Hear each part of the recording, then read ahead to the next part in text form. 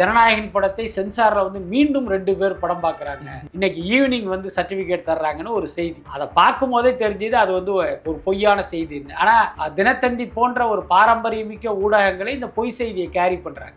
நீங்கள் கேவிஎன் நிறுவனத்துக்கு ஃபோனை போட்டு சார் இது உண்மையான்னு கேட்டுட்டு போடலாம்ல. தினத்தந்திலேருந்து ஃபோன் வந்து அவங்க எடுக்க மாட்டாங்களா, இல்லை பதில் சொல்ல மாட்டாங்களா? கிட்டத்தட்ட கருப்பு படத்துக்கும் அதே நிலைமை தான். சூர்யாவுடைய முந்தைய படம் அந்த கங்குவா கொடுத்த ஏமாற்றம் இருக்குல்ல, அதனால ஆடியன்ஸே வந்து சூர்யா படத்து மேலே கொஞ்சம் ஒரு பெரிய நம்பிக்கையோடு இல்லை, ரொம்ப வெளிப்படையாக சொல்லணும்னா ஒரு அவநம்பிக்கையோடு தான் இருக்காங்க. நீங்கள் வேணா பாருங்க, கருப்பு படத்துக்கு பெரிய ஓப்பனிங் கூட இருக்காது.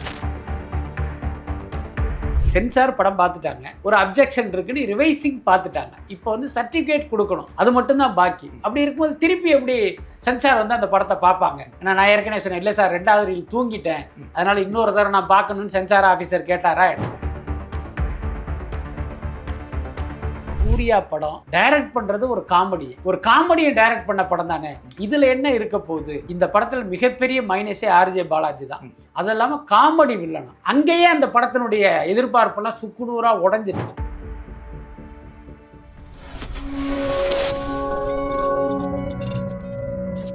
கலர் கண்ணாடி வியூவர்ஸ் எல்லாருக்கும் மிகப்பெரிய ஒரு வணக்கம். இன்னைக்கு சோஷியல் மீடியா ஃபுல்லாக விஜய் சார் அண்ட் வந்து சினிமா இது சம்மந்தமாக தான் பிரச்சனைகள் வந்து போயிட்டு இருக்கு. ஸோ அதை பற்றி வந்து நம்மள்ட்ட விரிவாக பேசுறதுக்காக வந்திருக்காங்க மூத்த பத்திரிகையாளர் திரு பிஸ்மி சார். சார் வணக்கம். வணக்கம். எப்படி இருக்கீங்க? நல்லா இருக்கேன். திருப்பி உங்களை பார்த்தது வந்து சந்தோஷம் சார். இந்த அரசன் படத்தோட ஷூட் வந்து திருப்பி ஆரம்பிச்சிட்டாங்க அப்படின்னு சொல்லிட்டு இருக்கு. அதோட செட்டில்மெண்ட்லாம் முடிஞ்சிருச்சா, இல்லை அந்த பிரச்சனை என்ன கண்டினியூ ஆகிட்டு இருக்கா அப்படின்னு? அதாவது அரசன் படத்தில் நடிக்கிற சிம்பு வந்து ஐசரி கணேஷ்க்கு பணம் கொடுக்கணும். ஒரு 12.5 கோடி அப்படிங்கிற மாதிரி சொல்லப்பட்டது. அப்புறம் 7.5 கோடி தர்றதா சொன்னாங்க. கடைசியாக 6.5 கோடி ரூபா தர்றதாக பேசி முடிச்சிருக்காங்க. சிம்பு தரப்பிலிருந்து 4.5 கோடி, தானு வந்து 2 கோடி கொடுத்து ஒரு 6.5 கோடி கொடுக்க போகிறாங்க.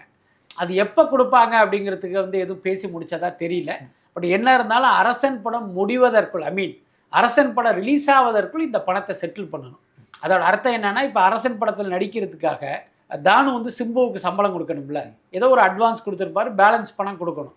அந்த பணத்தை சிம்புகிட்ட கொடுக்காம நேராக ஐசரி கணேஷ் கிட்ட கொடுத்துருவாங்க. ஸோ அப்படித்தான் அது செட்டில்மெண்ட் அப்படி மேட்ச் பண்ணுறாங்க. ஆமாம் ஆமாம். தயாரிப்பாளர் சங்கம் வந்து இதுக்கப்புறம் வந்து ஹீரோஸ்க்குலாம் வந்து முன்னாடியே சம்பளம் கொடுக்க போகிறது இல்லை, நாங்கள் அதில் வந்து ஷேர் தான் வந்து ரிலீஸ் ஆனது லாபத்தில் பங்கு அப்படின்ற மாதிரி நான் ரீசன்ட் நியூஸில் வந்து பார்த்தேன். ஸோ அது எந்தளவு உண்மை சார்? அது எந்தளவு தமிழ் சினிமாவில் அஃபெக்ட் ஆகும் அப்படின்னு ஒன்று இருக்குல்ல சார், அது ஒர்க் அவுட் ஆகுமா அப்படின்னு இருக்குல்ல சார்? அதாவது இன்றைக்கு வந்து ஒரு தமிழ் சினிமாவுடைய தயாரிப்பில் நடிகர்களுடைய சம்பளங்கிறது ஒரு 60% மேலே இருக்குது.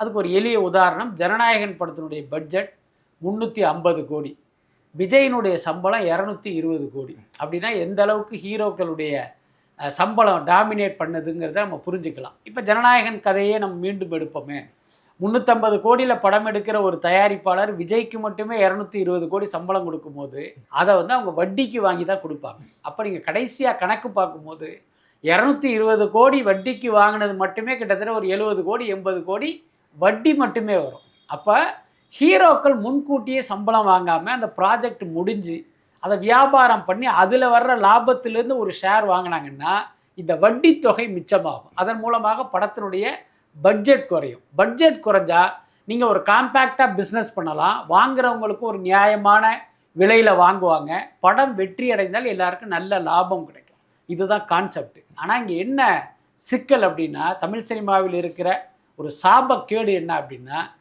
ஒரு நல்ல ஹீரோ ஒரு டுபாக்கூர் தயாரிப்பாளர்கிட்ட போய் மாட்டுவார். இவரை பட்ட பாடுனால இவர் என்ன பண்ணுவார்னா, எல்லா தயாரிப்பாளரும் டுபாக்கூர் தான் அப்படிங்கிற முடிவுக்கு ஹீரோ வந்துடுவார். அதே மாதிரி ஒரு நல்ல தயாரிப்பாளர் ஒரு டுபாக்கூர் ஹீரோ கிட்ட போய் மாட்டி மொழி பிதுங்கி போயிடுவார். இது வந்து காலங்காலமாக நடந்துக்கிட்டு இருக்கு. அதுக்கப்புறம் இவங்க இன்னைக்கு பேசுகிற இந்த ப்ராஃபிட் ஷேருங்கிற கான்செப்ட் எந்த அளவுக்கு ஒர்க் அவுட் ஆகுங்கிறதுல ஒரு டவுட் இருக்குது. ஆனால் பாலிவுட்டில் இது சக்ஸஸ்ஃபுல்லாக போயிட்டுருக்கு, ஆந்திராவில் இது வந்து சக்ஸஸ்ஃபுல்லாக போயிட்டுருக்கு, தமிழ்நாட்டில் இது ஃப்ளாப்பான விஷயம். ஒரு கதை சொல்கிறேன். ஆர்யா அவர் என்ன பண்ணார்னா, ஒரு தயாரிப்பாளருக்கு படம் பண்ணார், 2 படம் பண்ணார், 2 படமே ப்ராஃபிட் ஷேர் தான், 1 பைசா வாங்காமல் நடித்து கொடுத்தாரு. அந்த தயாரிப்பாளர் என்ன பண்ணார் அப்படின்னா, இந்த படம் நஷ்டம்னு கடைசியில் ஆர்யாவுக்கு நஷ்ட கணக்கு காட்டிட்டார். இப்போ அவர் நடித்து ஒரு படத்துக்கு ஒரு 3 மாதம் இதுலேருந்து ஒரு 5 மாதம் டேட் கொடுத்துருப்பாங்கல்ல, அத்தனை நாள் உழைத்து அவருக்கு 1 பைசா கூட வரவே இல்லை. யோசிச்சு பாருங்கள், இந்த மாதிரி நடந்தால் எந்த ஹீரோக்கள் தயாரிப்பாளரை நம்பி ப்ராஃபிட் ஷேரில் வருவாங்க? அதுக்கப்புறம் பார்த்தீங்கன்னா, இங்கே வந்து ஒரு பிரபலமான நிறுவனம் இப்போ ஒரு லைக்காவாக இருக்கட்டும், சத்யஜோதியாக இருக்கட்டும், என்ன அந்த மாதிரி ஒரு ஐசரி கணேஷா இருக்கட்டும், இந்த மாதிரி பிரபலமான நிறுவனம் ஒரு டைரக்டர்கிட்டையோ அல்லது ஒரு ஹீரோ கிட்டேயோ போய் நாங்கள் ப்ராஃபிட் ஷேரில் படம் பண்ணுவோம் அப்படின்னா இவர்கள் மீது உள்ள நம்பிக்கையில் அதை ஒத்துக்கொள்வதற்கு வாய்ப்பு இருக்குது. ஆனால் இப்போ திடீர்னு ஒரு வெளியூர்லேருந்து ஒரு ப்ரொடியூசர், ஏன்னா புது தயாரிப்பாளர் ஒரு பணத்தோடு வர்றாருன்னு வச்சுக்குவோம், அவர் வந்து ப்ராஃபிட் ஷேரில் படம் பண்ணுன்னு சொன்னால் எந்த ஹீரோவாவது வருவாங்களா? நீ யாருன்னே தெரியாது, உன்னைய நம்பி இப்படியா நான் வருவேன்னு தானே கேட்பாங்க. அதனால் இதில் நிறைய நடைமுறை சிக்கல்லாம் இருக்குது. கண்டிப்பாக. அண்ட் வந்து ரீசெண்ட் டைமில் நீங்கள் பார்த்துருப்பீங்க, இந்த எருமசாணி விஜய் அவர் மேலே வந்து ஏகப்பட்ட அக்யூசேஷன் வச்சாங்க. அண்ட் சேம் டைமில் வந்து அவங்க ஒரு மலையாள நடிகை எனக்கு வந்து இந்த டேட்ஸ் வந்து லாக் பண்ணாங்க, ஆனால் சம்பளம் தரல அப்படின்ட்டு மாறி மாறி வீடியோ போட்டுக்கிட்டாங்க. ஆனால் ஏகப்பட்ட கான்ட்ரவர்சி ஆச்சு. இப்போ அவங்க வந்து இதுக்கப்புறம் நான் போட மாட்டேன்னு சொல்லிட்டு போயிட்டாங்க. பட் இருந்தாலும் இவரோட பேர் வந்து அங்கே இவ்வளோ வருஷம் உழைப்பு வந்து ஒரு இடத்துல ஏதோ பாதிக்கப்படுதோ அப்படிங்கிற மாதிரி நிறைய பேர் கேட்குறாங்க. எக்ஸாக்டாக இந்த டேட் லாக்ஸும் அதுக்கு சம்பந்தமான பிரச்சனைகளும் என்ன சார் அப்படின்றது? இல்லை, அது குறித்து நமக்கு தெரியாது. அதுதான் முக்கியமான விஷயம். அதுக்கடுத்து நீங்கள் குறிப்பிடுகிற நபரே எனக்கு தெரியாது. நான் இப்படி சொல்கிறது உங்களுக்கு பெரிய அதிர்ச்சியாக இருக்கலாம். நான் வந்து இந்த யூடியூப்லாம் பார்க்க மாட்டேன், சோஷியல் மீடியாவில் பெருசாக இருக்க மாட்டேன். அந்த எக்ஸ் வலைத்தளத்தில் மட்டும் கொஞ்சம் ஆக்டிவாக இருப்பேன். அதனால இந்த இன்ஸ்டா அந்த ஏரியாவுக்குலாம் நான் பெரும்பாலும் போகிறது இல்லை. அதனால இந்த பஞ்சாயத்து வந்து என்னுடைய கவனத்துக்கு கேட்கறதுக்கு முன்னாடி எனக்கு ஒரு ஸ்ட்ரைக் இருந்தது, சார் பார்த்துருப்பாங்களா அப்படின்ட்டு. சரி சார். அண்ட் வந்து சேம் டைமில் வந்து இந்த ஜனநாயகன் இஷ்யூ சென்சார் வரும் வரல அப்படின்ட்டு படமே எல்லாரும் பார்த்து முடிச்சுட்டாங்க. அந்த இது தேர்தலில் உட்காந்து பார்க்குற வரையும் பார்த்தோம், சிசிடிவியில் பார்க்குற வரையும். ஸோ இதுக்கப்புறம் படம் ரிலீஸ் ஆகுமா அப்படின்றது சொல்கிறாங்க. அது என்ன சார்? இல்லை, அதுதான், அது வந்து சென்சாருடைய கையில் தான் இருக்குது. பட் அதை வச்சு தொடர்ந்து செய்திகள் வந்துகிட்டு இருக்கு. போன வாரம் கூட 24ஆம் தேதி சென்சார் சர்டிஃபிகேட் கொடுக்க போகிறதா சொன்னாங்க. இப்போ பார்த்தீங்கன்னா இல்லை மே 5ஆம் தேதி கன்ஃபார்மாக தர்றாங்களா அப்படின்னு சொல்லிக்கிட்டு இருக்காங்க. ஆனால் சென்சார் தரப்பில் இருந்தோ தயாரிப்பு நிறுவனத்தின் தரப்பில் இருந்தோ யாருமே இந்த செய்தியை சொல்லலை. பட் ஒவ்வொரு முறை செய்தி வரும்போது நம்ம கேவியின் தரப்பில் போய் நம்ம ரீகன்ஃபார்ம் பண்ணுறோம். இந்த மாதிரி ஒரு விஷயம் சொல்கிறாங்களே உண்மையான. நீங்கள் கூட கேள்விப்பட்டிருப்பீங்க, ஒரு 2 நாளைக்கு முன்னே ஜனநாயகன் படத்தை சென்சாரில் வந்து மீண்டும் 2 பேர் படம் பார்க்குறாங்க, இன்னைக்கு ஈவினிங் வந்து சர்டிஃபிகேட் தர்றாங்கன்னு ஒரு செய்தி. அதை பார்க்கும் போதே தெரிஞ்சது அது வந்து ஒரு பொய்யான செய்தின்னு. ஆனால் தினத்தந்தி போன்ற ஒரு பாரம்பரியமிக்க ஊடகங்களை இந்த பொய் செய்தியை கேரி பண்ணுறாங்க. நான் என்ன கேட்குறேன், அப்படி ஒரு செய்தி ஒரு தினத்தந்தி நிறுவனத்துக்கு கிடைக்கும் போது நீங்கள் கேவிஎன் நிறுவனத்துக்கு ஃபோனை போட்டு சார் இது உண்மையான்னு கேட்டுட்டு போடலாம்ல. தினத்தந்திலேருந்து ஃபோன் வந்து அவங்க எடுக்க மாட்டாங்களா, இல்லை பதில் சொல்ல மாட்டாங்களா? ஆனால் அதுக்கு கூட அவங்களுக்கு நேரம் இல்லை போல இருக்கு, ஒரு பொய் செய்தியை கேரி பண்ணுறாங்க. நான் வந்து கேவியின் தரப்பில் விசாரிக்கும் போது என்ன சொன்னாங்கன்னா, அப்படி ஒரு சம்பவமே நடக்கலை. நீங்கள் யோசிச்சு பாருங்கள், சென்சார் படம் பார்த்துட்டாங்க, ஒரு அப்ஜெக்ஷன் இருக்குன்னு ரிவைசிங் பார்த்துட்டாங்க, இப்போ வந்து சர்டிஃபிகேட் கொடுக்கணும், அது மட்டும்தான் பாக்கி. அப்படி இருக்கும்போது திருப்பி எப்படி சென்சார் வந்து அந்த படத்தை பார்ப்பாங்க? ஏன்னா நான் ஏற்கனவே சொன்னேன், இல்லை சார் 2வது ரீல் தூங்கிட்டேன், அதனால் இன்னொரு தடவை நான் பார்க்கணுன்னு சென்சார் ஆஃபீஸர் கேட்டாரா என்ன? அப்படியெல்லாம் ஒன்றும் இல்லை. அதனால் பார்த்தீங்கன்னா இது எல்லாமே வதந்திகளாக தான் இருக்குது. இப்போதைக்கு பார்த்தீங்கன்னா அந்த சர்டிஃபிகேட் வெளியானால்தான் அந்த படத்தினுடைய ரிலீஸ் குறித்த உறுதியாக சொல்ல முடியும். Okay sir. அண்ட் வந்து டாக்ஸிக் அப்படி சொல்லிட்டு ஒரு படம்ல யாஷ் வந்து பெரிய ஹீரோ, KGF 1, 2 எல்லாம் பயங்கர ஹிட்டு, 3 இன்னும் வரல, அதுக்காக வெயிட்டிங். இப்போ டாக்ஸிக் படம் பேன் இண்டியா படமாகவே ரெடி ஆகிட்டு இருக்கு. ஆனால் ஜூனில் ரிலீஸ்ன்னு சொல்லிட்டாங்க சார். ஃபேன்ஸ் எல்லாம் ஹாப்பியாக இருந்தாலும் திடீர்னு அது வந்து ரிலீஸ் தள்ளி போகுது அப்படின்ற சொல்கிறாங்க. நீங்களும் அந்த நியூஸ் பார்த்துருப்பீங்க. ஸோ அதை பற்றி இல்லை, அதுதான் டாக்ஸிக்காக இருந்தாலும் சரி, எவ்வளவு பெரிய படமாக இருந்தாலும் சரி, இன்றைக்கு அவர்கள் நம்பி இருப்பது அந்த டிஜிட்டல் அண்ட் சேட்டலைட் ரைட்ஸ் மூலம் கிடைக்கிற அந்த ரெவின்யூ தான். ஏன்னா இந்த பட்ஜெட்டில் கிட்டத்தட்ட ஒரு 60% பார்த்தீங்கன்னா இந்த நான் தியேட்டரிக்கல் மூலமாகவே அவங்களுக்கு ஒரு ரெவின்யூ கிடச்சிது. ஆனால் ஒரு கடந்த 1 வருஷம் 2 வருடமாக பார்த்தீங்கன்னா இந்த டிஜிட்டல் சேட்டலைட்டுடைய ப்ரைஸுங்கிறது பயங்கரமாக கிராஷ் ஆகிடுச்சு. முன்ன மாதிரி அள்ளி கொடுப்பதற்கு எந்த ஓடிடி நிறுவனம் தயாராக இல்லை. இப்போ டாக்ஸிக்கே எடுத்துக்கிட்டால் மார்ச் 19 அவங்க ரிலீஸ் டேட்டு ஃபிக்ஸ் பண்ணாங்க. ஆனால் அந்த டேட்டில் ரிலீஸ் ஆகலை. உடனே ஜூன் 4க்கு ஷிஃப்ட் பண்ணாங்க. என்ன காரணம் அப்படின்னா இந்த 2மே வந்து ஓப்பனாக இருந்தது.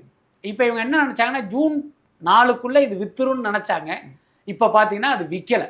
அது மட்டும் இல்லை, நெட்ஃப்ளிக்ஸ்க்கு பார்த்தீங்கன்னா இவங்க 130 கோடி ரூபா கேட்டிருக்காங்க. அவங்க என்னன்னா வெறும் 35 கோடிக்கு வாங்கிக்கிறதா சொல்லியிருக்காங்க. 35 கோடி? ஆமாம், 130 கோடி கேட்குற ஒரு தயாரிப்பாளர்கிட்ட வெறும் 35 கோடி தருவேன்னா அவங்க என்ன பண்ணுவாங்க? ஸோ இந்த பிரச்சனையில் தான் இன்றைக்கி அந்த படத்தையே வந்து அவங்க தள்ளி வச்சுருக்காங்க.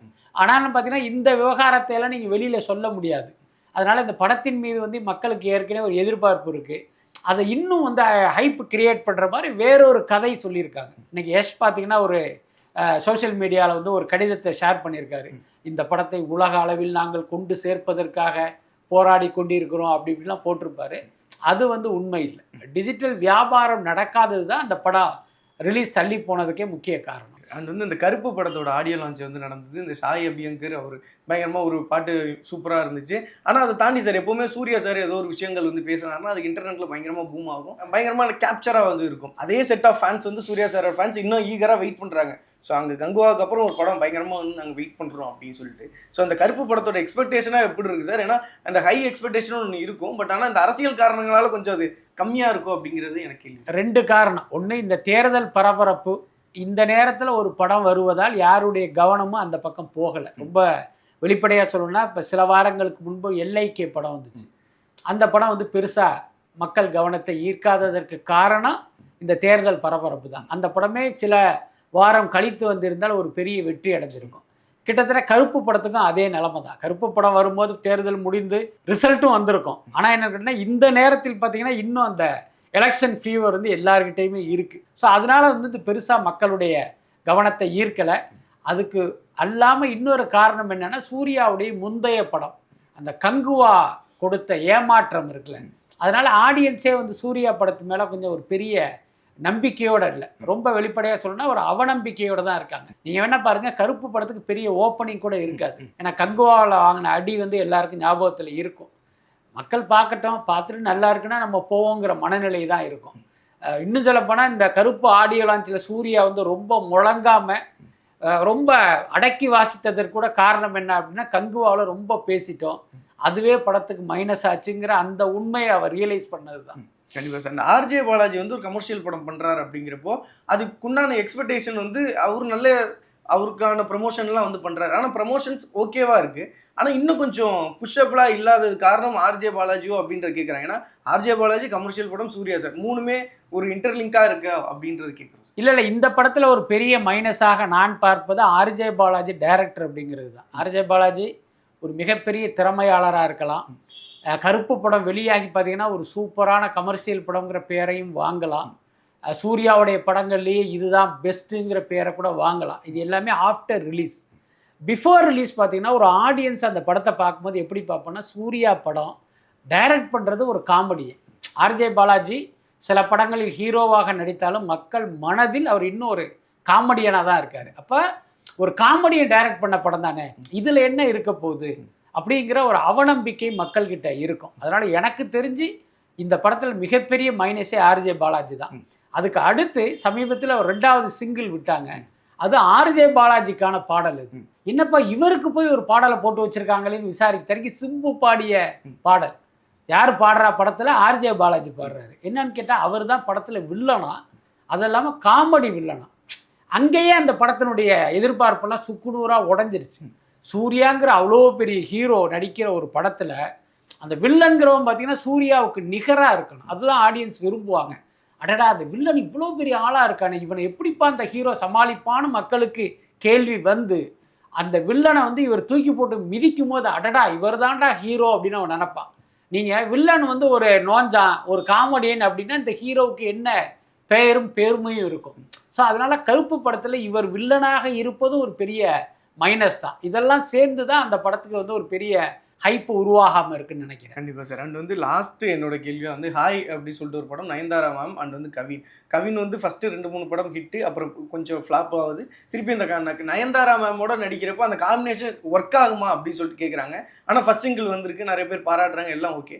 பட் ஸ்க்ரீனாக ப்ரெசென்டபுளாக அது இருக்குமா அப்படின்னு ஒரு கேள்வி இருக்குது. இல்லை, அந்த காம்பினேஷன் என்பதை தாண்டி அந்த படத்தினுடைய இயக்குனர் வந்து விஷ்ணு எடவன். அவர் வந்து லோகேஷ் கனராஜ்கிட்ட உதவியாளராக இருந்தவர், நல்ல ரைட்டர். அதெல்லாமல் அவர் குறித்து நம்ம கேள்விப்பட்ட விஷயம் என்னென்னா, ரொம்ப ஒரு டேலண்டான பையன் கேள்விப்பட்டிருக்கோம். ஸோ அந்த அடிப்படையில் இந்த படம் மக்களுக்கு பிடித்தமான படமாக இருப்பதற்கு வாய்ப்பு இருக்குது. இப்போ நீங்களே சொன்ன மாதிரி கவின் மேலே இண்டஸ்ட்ரியிலேயே வந்து ஒரு அவர்ஷன் இருக்குது. ஒரு டார்ச்சர் ஹீரோங்கிற ஒரு பேரை அவர் எடுத்துட்டார். அவர் தெரிந்து செஞ்சாரா தெரியாமல் செஞ்சாரான்னு தெரில, தயாரிப்பாளர்களுக்கு ஒரு குடைச்சல் கொடுக்குற ஹீரோவாக கவின் வந்து பேர் எடுத்துட்டார். அதனாலேயே பல பேர் வந்து கவினை வந்து அப்ரோச் பண்ணாமே இருக்காங்க, இதுதான் உண்மை. அதுக்கப்புறம் அவர் நடித்து கடைசியாக வந்த படம் அந்த பிளட்டி பெக்கர் மாதிரியான படங்கள்லாம் ஒரு சூப்பர் ஃப்ளாப். அதனால் இப்போ வந்து கவினுக்கு வந்து ரீல் லைஃபே வந்து இந்த ஹாய் படம் தான். இதில் நயன்தாராவும் இருப்பதால் வந்து அந்த படத்துக்கு நிச்சயமாக ஆடியன்ஸுடைய அட்டென்ஷன் கிடைக்கும். நான் ஏற்கனவே சொன்ன மாதிரி விஷ்ணு எடவன் படங்கிறதுனால ஓரளவுக்கு அது ஒரு பெட்டரான படமாக வந்து கவினுக்கே வந்து ஒரு பெரிய ரீலைஃப் கொடுப்பதற்கு வாய்ப்பு இருக்கும். Okay sir. ஏன்னா சேம் டைமில் சார் அந்த நயன்தாரா மேமுக்கு வந்து இப்போ கவின் சார் அப்படின்ட்டு வரக்கு போய் இதுக்கு முன்னாடி இருந்த ஸ்டேட்டில் பார்த்தா ஒரு பல வருஷத்துக்கு முன்னாடி ஹன்சிகா மேம் பீக்கில் இருந்தாங்க. அப்போ வந்து சிவகார்த்திகேயனோட படம் பண்ணாங்க. அதுக்கப்புறம் சிவகார்த்திகேயனோட மார்க்கெட் எங்கேயோ போயிடுச்சு, இவங்களோட மார்க்கெட் கொஞ்சம் டவுன் ஆயிடுச்சு அப்படின்ற உண்மை.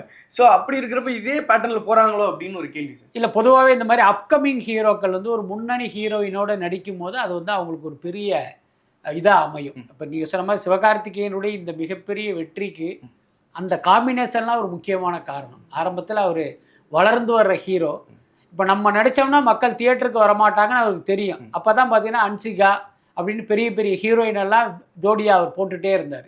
அதன் மூலமாக அந்த ப்ராஜெக்ட்டுக்கு ஒரு வேல்யூ வந்து ஆடியன்ஸுடைய கவனத்தை ஈர்த்து கூட்டமெல்லாம் தியேட்டருக்கு வந்தது. அதுவே அவருடைய வளர்ச்சிக்கு காரணமாக இருந்தது. அதுக்கடுத்து இப்போ கவினுடைய அந்த ரூட்டை பார்த்தீங்க அப்படின்னா கிட்டத்தட்ட சிவகார்த்திகேயனுடைய ரூட்டில் தான் அவர் போவார். அவர் என்னவெல்லாம் பண்ணாரோ அதையெல்லாம் இவரும் பண்ணிகிட்டு இருக்காரு. அதனால் எனக்கு தெரிந்து இதுவும் கூட ஒரு சிவகார்த்திகேயனுடைய மார்க்கெட்டிங் ஸ்ட்ராட்டஜியாக கூட இருப்பதற்கு வாய்ப்பு இருக்குது. கண்டிப்பாக சார். அண்ட் வந்துட்டு பார்த்தீங்கன்னா சினிமா சார்ந்தும் அரசியல் சார்ந்தும் நிறைய நேர்மையான உண்மையான கருத்துக்களுக்கு ரொம்ப நன்றி சார். ரொம்ப நன்றி.